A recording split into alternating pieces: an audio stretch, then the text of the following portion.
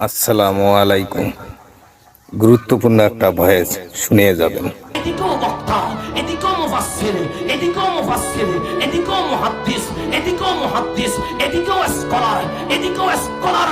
কোরআন বলে কোন দিকে আলেম বেশি দেখার দরকার নাই, কোন দিকে মুফাসসির বেশি দেখার দরকার নাই, কোন দিকে মাদ্রাসা বেশি দেখার দরকার নাই, কোন দিকে জুব্বা বেশি দেখার দরকার নাই।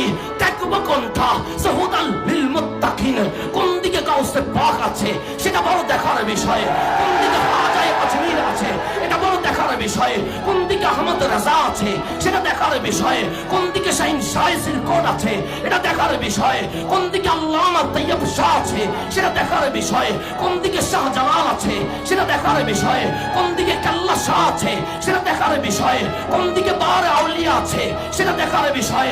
কোরআন বলে ওলি যেই দিকে তোরা সেই দিকে চলে যাও। দেখতে লাগলাম ওলিদের আকীদা কি। ওলিরা বলে ওঠে ইয়া রাসূলুল্লাহ, আমার আলা হযরত বলতে লাগলেন আজ ले उनकी फना, आज मदद मांग उनसे पर ना मानेंगे अगर क़यामत को मांग गया। অন্যদিকে তাকাস না, যেই দিকে নবী আছে সেই দিকেই চলে যা।